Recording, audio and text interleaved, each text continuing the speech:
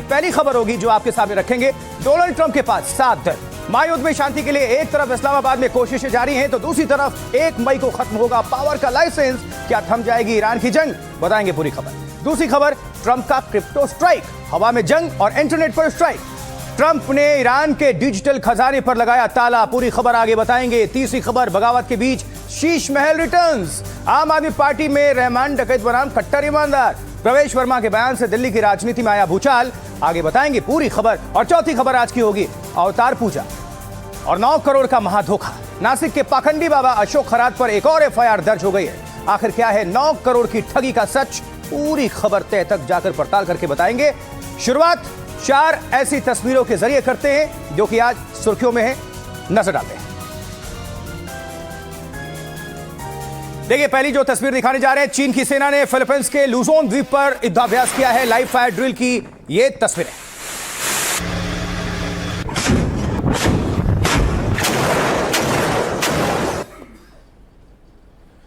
ये चीनी सेना है और उन्होंने जो युद्धाभ्यास किया उसकी तस्वीरें आपके सामने रख रहे हैं। आगे बढ़ते हैं अब दूसरी तस्वीर आज की। राजसमंद में लगातार बढ़ रही पानी की समस्या। आमेर क्षेत्र में पानी के लिए भिड़ गई महिलाएं, लाठियां चल गई हैं। एक हैंडपंप पर निर्भर पूरा गांव है, समस्या है बड़ा।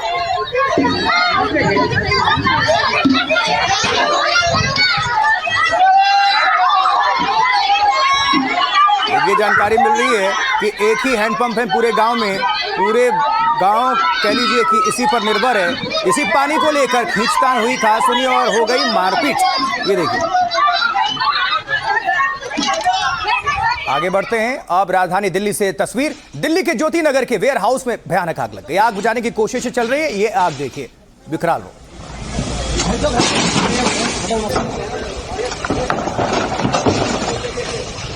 जानकारी मिलने के बाद फायर ब्रिगेड की टीम वहां पर मौके पर पहुंची और कोशिशें लगातार चल रही हैं।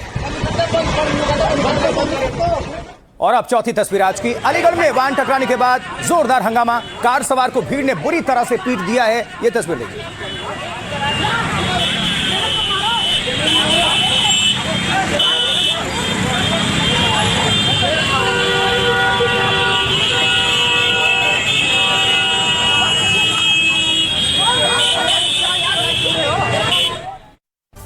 अब इन तस्वीरों के बाद आज की पहली बड़ी खबर 4 के अलार्म में। देखिए, सबसे पहले बात अमेरिका ईरान जंग की, क्योंकि ब्रेकिंग न्यूज है। 1 मई की डेडलाइन ने बढ़ाई डोनाल्ड ट्रंप की टेंशन। अमेरिकी प्रेसिडेंट की अमेरिकी कांग्रेस की मंजूरी मिलना जरूरी है और मंजूरी नहीं मिलने पर वापस बुलानी होगी सेना। तो ये ब्रेकिंग न्यूज, क्योंकि डेडलाइन करीब है। ये अमेरिका ईरान जंग से जुड़ी खबर इस वक्त की 1 मई की ही डेडलाइन है और उसने ट्रंप की टेंशन बढ़ा दी है। अमेरिकी कांग्रेस की मंजूरी मिलना इसके लिए जरूरी है। अगर मंजूरी नहीं मिलती अमेरिकी कांग्रेस की तरफ से तो ट्रंप को वापस सेना बुलानी पड़ सकती है। रिपोर्ट।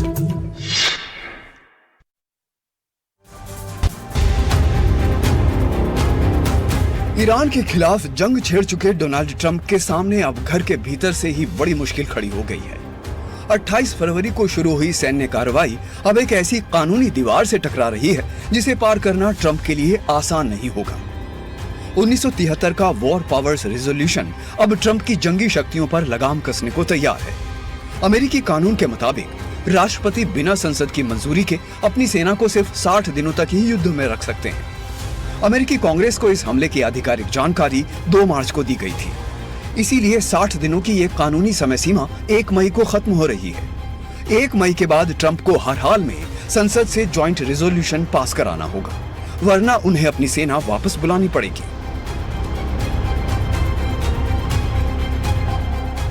अमेरिकी संसद इस वक्त 2 धड़ों में बढ़ चुकी है। डेमोक्रेट्स जंग में अरबों डॉलर के खर्च से नाराज हैं, तो वहीं रिपब्लिकन पार्टी के भीतर भी सुर बदलने लगे हैं।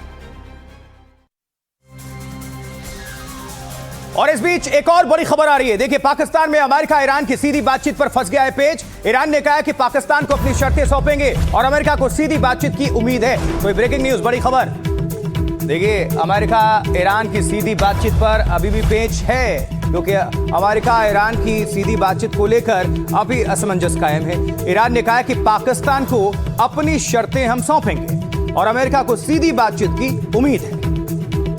दोनों पक्ष अपनी अपनी तरफ से दावा कर रहे हैं। क्या बनेगी बात, ये बड़ा सवाल, रिपोर्ट देखिए।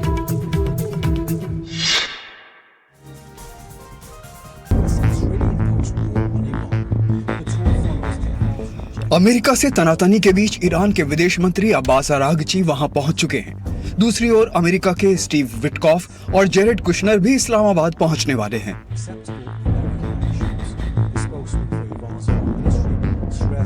मिशन एक ही है, जंग को टालना, लेकिन उससे पहले ही बयानों की जंग छिड़ गई है। व्हाइट हाउस ने कहा कि अमेरिका और ईरान के बीच सीधी शांति वार्ता होगी, लेकिन ईरान ने इससे साफ इंकार किया। तेहरान अपनी शर्तें सीधे अमेरिका को नहीं बल्कि पाकिस्तान के जरिए पहुंचाएगा।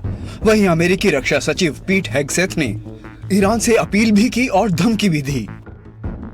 Iran has a historic chance to make a serious deal, and the ball is in their court. Either way, the War Department stands ready for what comes next, locked and loaded. अब सवाल यह है कि क्या पाकिस्तान की मध्यस्थता इस बार कामयाब होगी या अमेरिका और ईरान के बीच की ये खाई और गहरी हो जाएगी। और अब आगे बढ़ते हैं और अब आपको दिखाते हैं इस वक्त शाम 4 बजे की 4 बड़ी खबर। बिग न्यूज कौन सी है, आपके सामने रखते हैं 4 खबरों को। देखिए, सीज फायर के बीच दक्षिणी लेबनान में फिर से इजराइल का हमला, लड़ाकू विमानों से बमबारी में 6 लोगों के मारे जाने की खबर और 2 घायल हैं। जबकि ईरान से तनाव के बीच अमेरिका का चीन पर एक्शन, चीन स्थित तेल रिफाइनरी पर लगाया बैन, 40 मालवाहक कंपनियों पर भी बैन लगाया। भारत का कुख्यात ड्रग माफिया सलीम डोला के तुर्की के इस्तांबुल में दबोचे जाने की खबर है। दाऊद का करीबी है डोला, पहले से जारी है रेड कॉर्नर नोटिस। दिल्ली में गर्मी बढ़ी, 43 डिग्री तक पहुंचा पारा। आईएमडी ने जारी की heat wave warning, yellow alert जारी है। और अब आगे बढ़ते हैं आज की एक और बड़ी खबर, क्योंकि ईरान के खिलाफ अमेरिका की बड़ी कार्रवाई भी साथ साथ, क्योंकि देखिए 3200 करोड़ 3200 करोड़ रुपए की क्रिप्टो करेंसी फ्रीज कर दी अमेरिका ने। और अमेरिकी ट्रेजरी विभाग का यह दावा है ईरान की वित्तीय लाइफलाइन को काट देंगे। तो एक तरफ शांति की पहल भी हो रही है, बातचीत के लिए टेबल सज रहा है, लेकिन दूसरी तरफ एक्शन भी अमेरिका की तरफ से। तो ईरान को लेकर अमेरिका की तरफ से एक्शन, 3200 करोड़ की क्रिप्टो करेंसी फ्रीज किया गया है। अमेरिकी ट्रेजरी विभाग का यह दावा है ईरान को लेकर।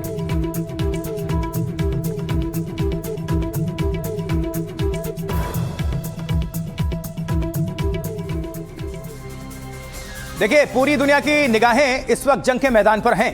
तभी पर्दे के पीछे से अमेरिका ने ईरान की कमजोर नस दबा दी है। अमेरिका ने तेहरान का गुप्त खजाना ढूंढ निकाला है और जिससे ईरान की मुश्किलों में बड़ा इजाफा तय है। रिपोर्ट रख रहे हैं आपके साथ। अमेरिका ने ईरान पर किया अब तक का सबसे बड़ा डिजिटल प्रहार, फ्रीज की 3200 करोड़ रुपए से ज्यादा की क्रिप्टो करेंसी।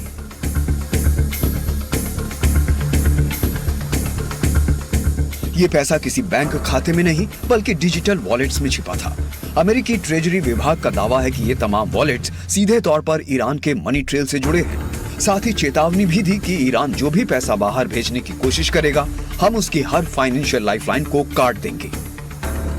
सीएनएन के मुताबिक अमेरिका की नजर अब ईरान के क्रिप्टो साम्राज्य पर है। ईरान के पास 73,515 करोड़ की क्रिप्टो करेंसी है। कुल क्रिप्टो का 50% हिस्सा IRGC के पास। 2024 के मुकाबले 2025 में रिकॉर्ड इजाफा। हथियारों की खरीद और प्रतिबंधों से बचने में हो रहा है इस्तेमाल। अमेरिका के मुताबिक ईरान का सेंट्रल बैंक अब सीधे व्यापार के बजाय क्रिप्टो करेंसी के जटिल रास्तों का इस्तेमाल कर रहा है ताकि अंतर्राष्ट्रीय पाबंदियों को ठेंगा दिखा सके।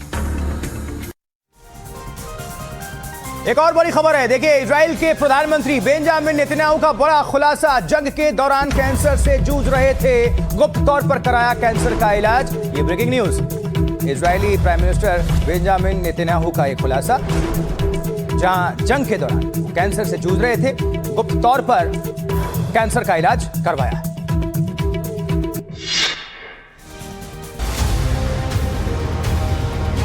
76 साल की उम्र, कंधों पर युद्ध का भारी बोझ और अब एक चौंकाने वाला खुलासा। इजराइल के पीएम बेंजामिन नेतन्याहू ने दुनिया को बताया है कि वो पिछले कुछ महीनों से कैंसर जैसी घातक बीमारी से जूझ रहे थे।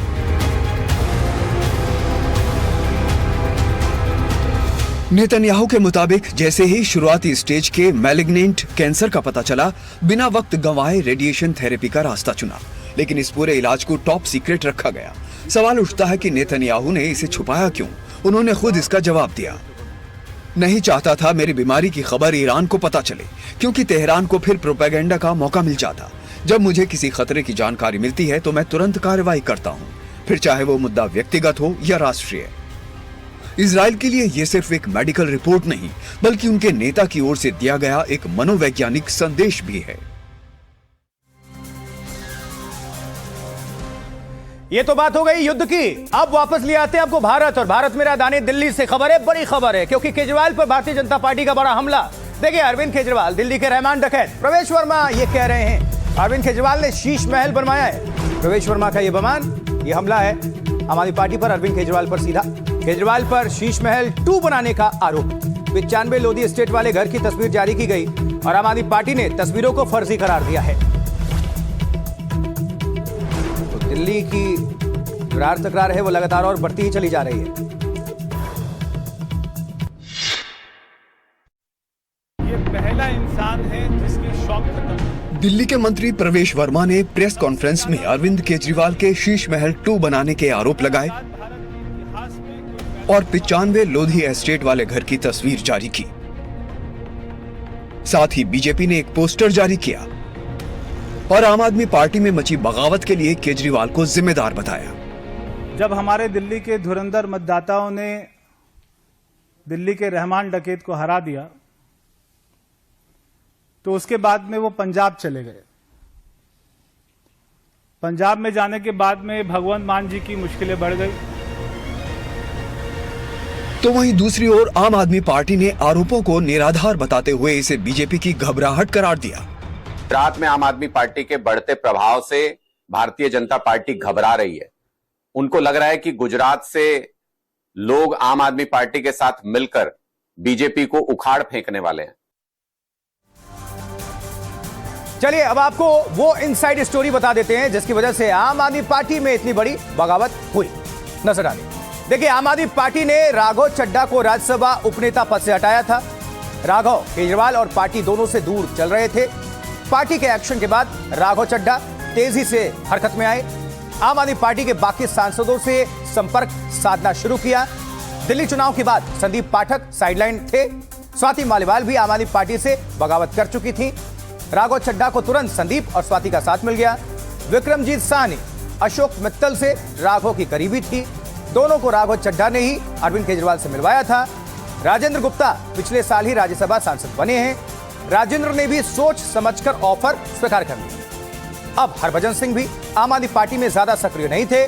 बीजेपी में शामिल होने का अभियान 2 हफ्ते पहले शुरू हुआ। केजरीवाल ने शुक्रवार को 5 नाराज सांसदों को घर बुलाया था और सभी राज्यसभा सांसद अलग अलग वजहों से नाराज चल रहे थे। केजरीवाल ने सांसदों को संदेश देने की कोशिश भी की। आपको कोई डर है तो पद से इस्तीफा दे दीजिए, अगले कार्यकाल में फिर से टिकट दिया जाएगा।